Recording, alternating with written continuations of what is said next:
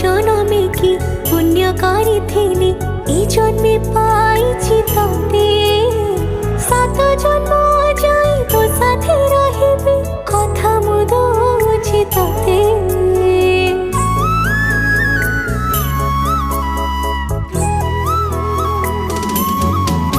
ଓ ଗାଁ ମନ୍ଦିରକୁ ସାକ୍ଷୀ ରଖି ତତେ ପାଇଥିଲି ମୁଁ ଭଲ।